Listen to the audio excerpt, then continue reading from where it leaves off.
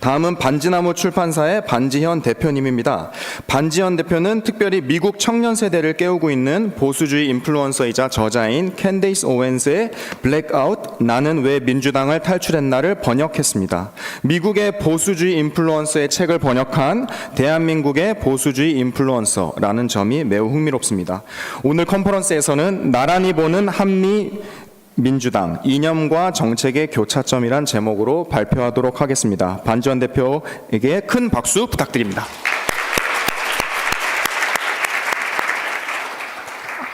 네, 안녕하세요. 저는 반지나무 출판사 대표이자 번역 작가인 반지현이라고 합니다.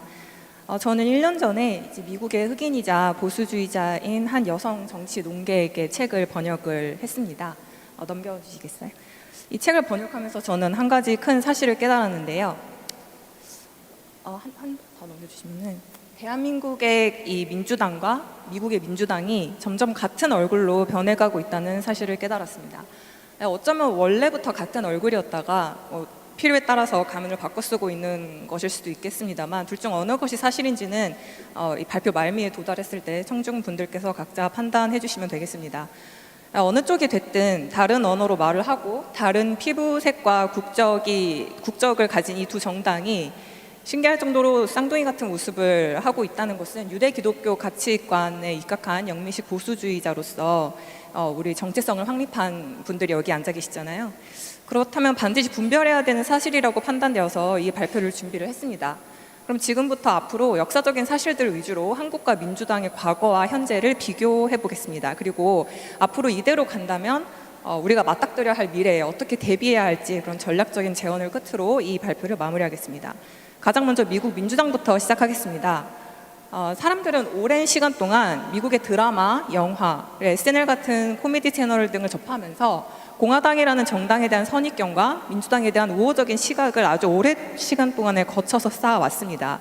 예를 들어서 공화당을 지지하는 사람 혹은 공화당 의원은 이제 미디어에서 이런 식으로 묘사를 하죠. 뭐 나치다, 인종차별주의자고 여성혐오자고 시골 남부 시골에서 배운 거 본 거 없는 그런 무식쟁이 식으로 표현을 하죠.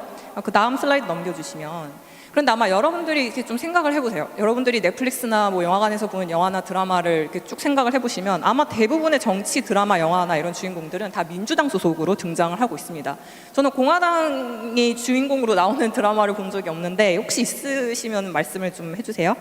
때문에 영상 밖의 현실 세계에서도 민주당이 주류고 공화당이 비주류, 민주당은 주인공, 공화당은 타자 혹은 주인공의 적으로 우리는 인식을 하고 있습니다.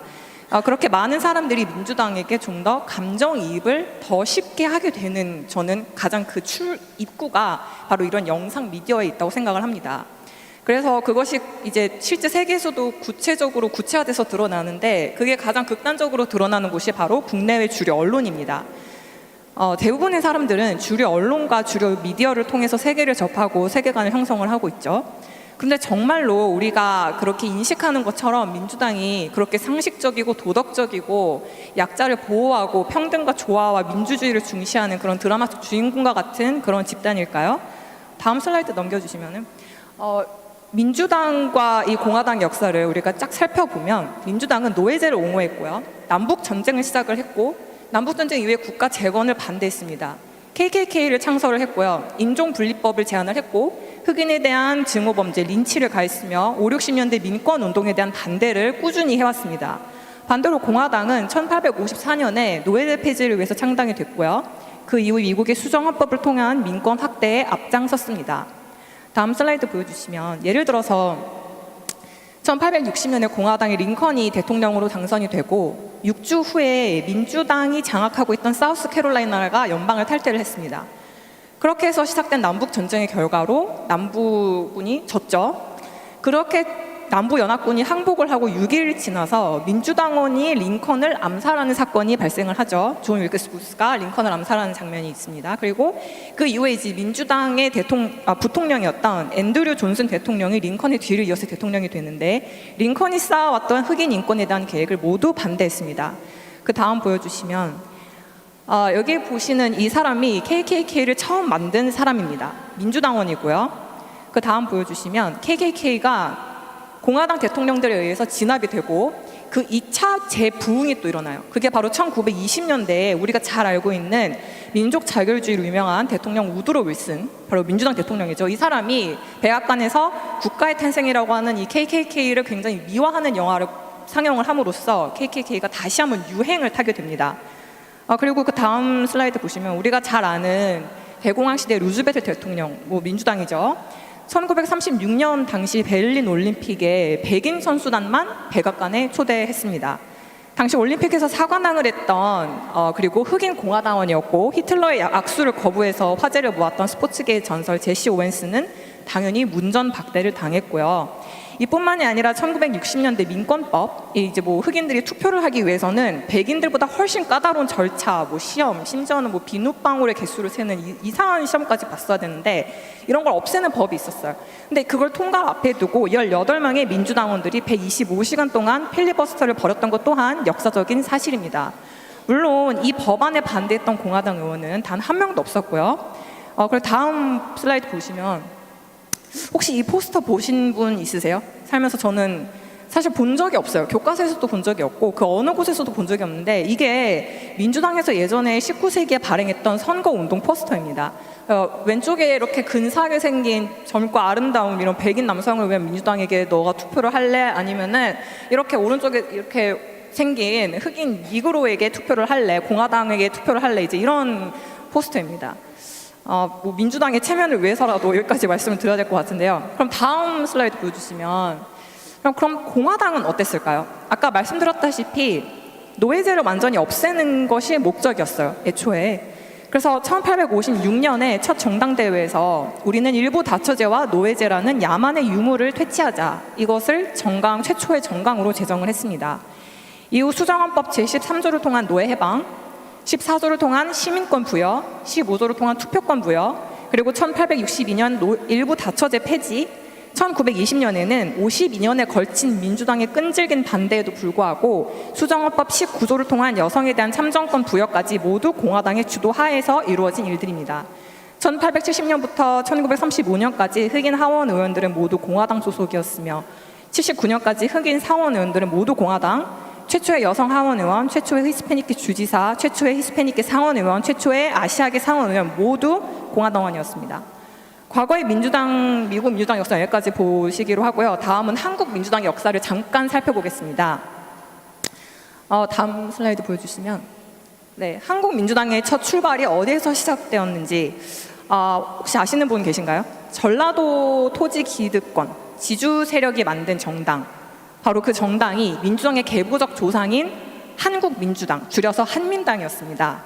아마 이 자리에 계신 분들은 이승만의 토지개혁을 한 번쯤은 들어보셨을 텐데 이 토지개혁이야말로 민주당이 그렇게 좋아하는 민주화의 첫 단추였습니다. 그리고 민주당이 그 토지개혁을 반대했던 사람들이고요. 인도의 카스트 제도가 왜 실패했습니까? 토지개혁이 실패했기 때문입니다.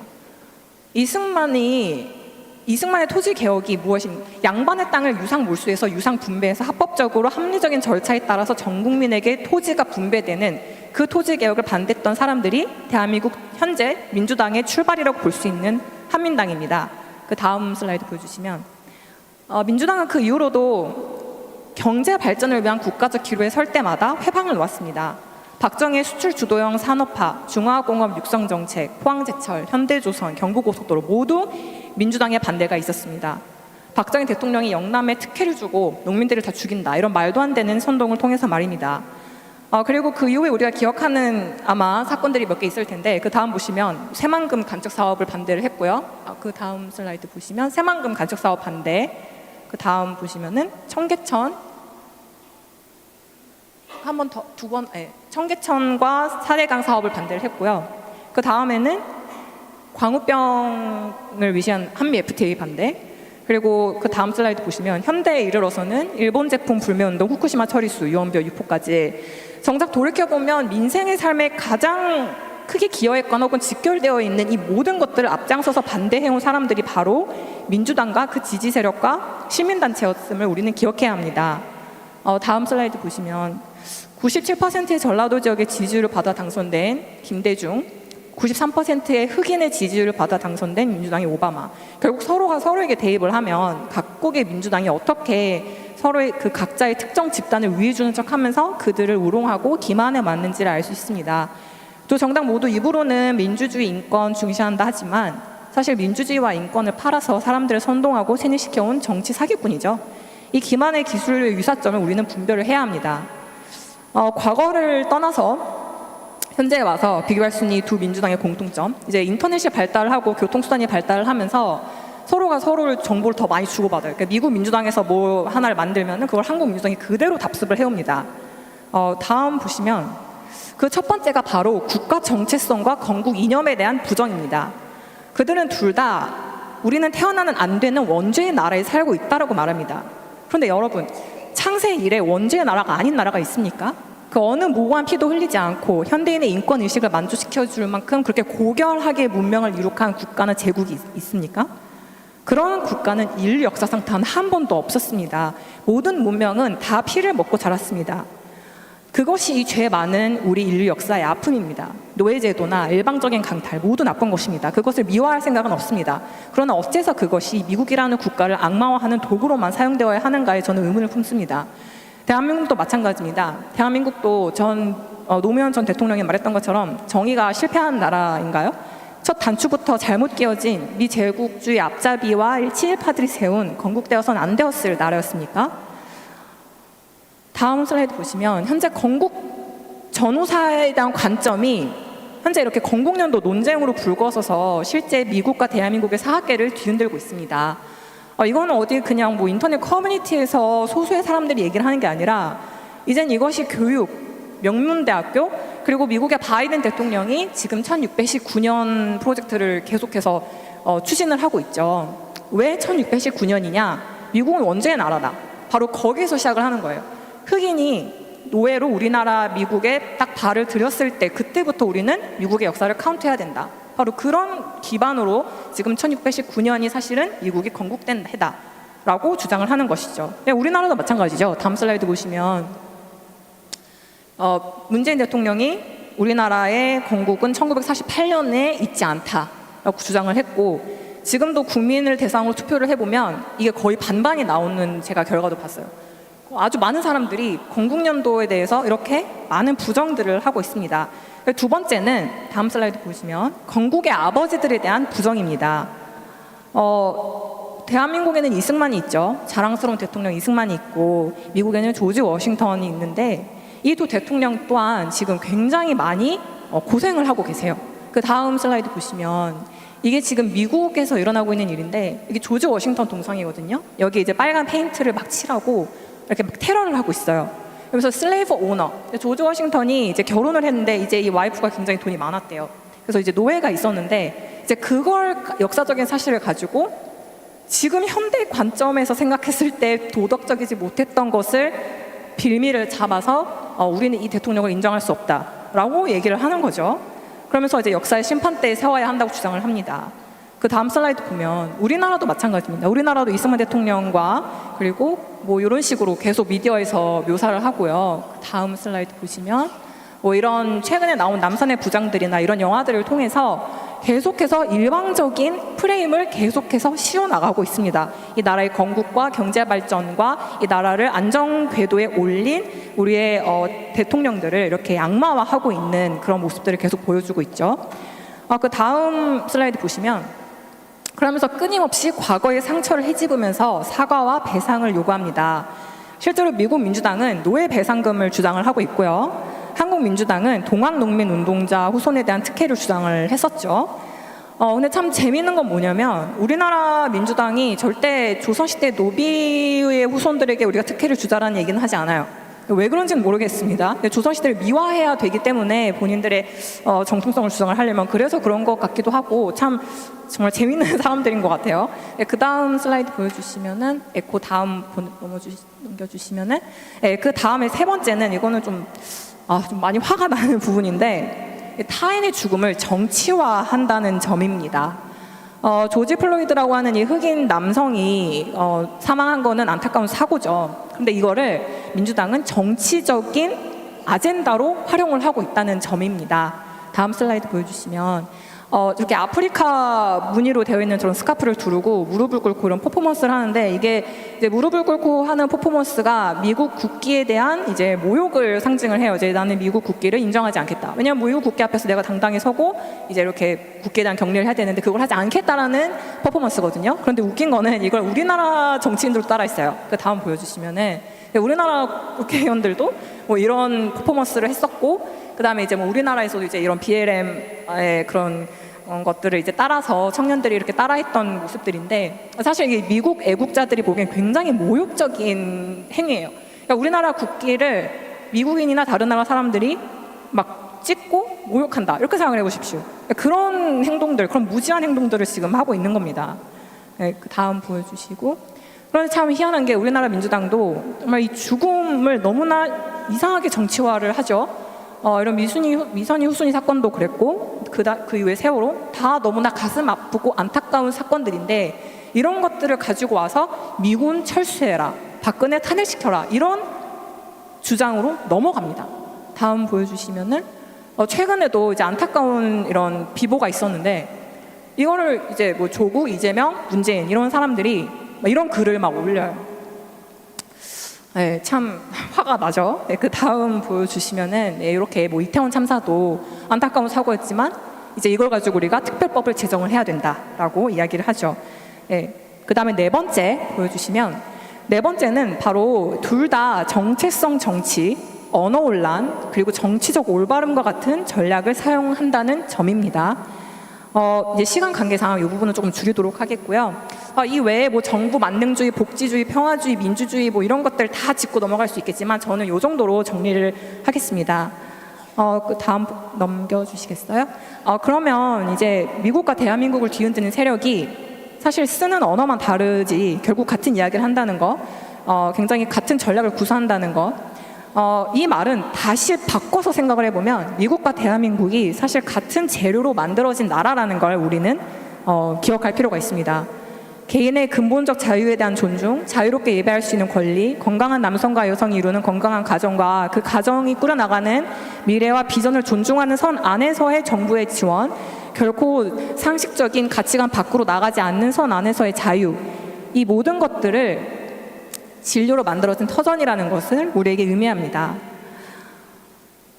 그 다음 보여주시면, 네. 그래서 우리는 보수주의적 가치관에 입각한 사회를 수호하고자 하는 한 명의 사회 구성원으로서 이렇게 민주당이 점점 더 이제는 국제적으로 이렇게 파괴주의적이고 전체주의적인 세계관을 계속해서 확장시켜 나가고 있는데, 이에 우리가 어떻게 맞서야 할지 제가 여러 방편으로 생각을 해봤습니다. 뭐 언론을 만들고 교육을 뭐 개혁을 하고. 그런데 사실 가장 근본적이고 가장 확실하고 가장 빠른 방법은 바로 역사적이게도 민주당이 지난 50년 혹은 100년 동안 사용해왔던 바로 그 전략에서 우리가 배우는 것이 저는 답이라고 생각합니다. 그 전략은 바로 내가 있는 바로 이 자리에서 최선을 다해서 영향력을 키우고 목소리를 키우는 것입니다. 지금 이 자리에 앉아 계신 여러분이 계신 그 자리에서 정말 최선을 다하고 최고가 되고 실력을 키우고 그렇게 해서 영향력을 키우십시오. 인정하고 싶지만 사람들은 메시지가 아니라 메신저에 더 주목을 합니다. 그것을 우리는 인정을 해야 됩니다. 학생이라면 열심히 공부를 하셔야 되고요. 뭐 다른 내가 특기가 있다면 그 분야에서 내가 내 재능을 갈고 닦아야 되고, 직장인이라면 회사에 대한 주인의식을 가지고 성실히 일하고, 내가 일하는 회사에 정말 10배 이상의 이익은 가져다 주겠다는 마음으로 일하고, 내가 자영업자, 사업가라면 이 사업체를 최고의 기업으로 만들겠다, 많은 사람들을 만족시킬 수 있겠다라는 각오로 열심히 일하십시오. 교사, 공무원, 주부, 뭐 내가 있는 내 자리가 부르심 받은 자리라는 그런 사명감을 가지고 최선을 다해서 내가 몸담은 그 분야에서 사람들이 누구나 알만한 실력가가 되는 겁니다. 그렇게 해서 두 번째는 나의 스토리를 만드는 겁니다.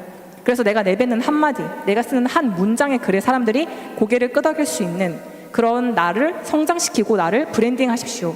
나의 경험과 이야기가 사람들에게 공감대를 형성하고 감동을 줄 수 있도록 나를 갖고 나가십시오.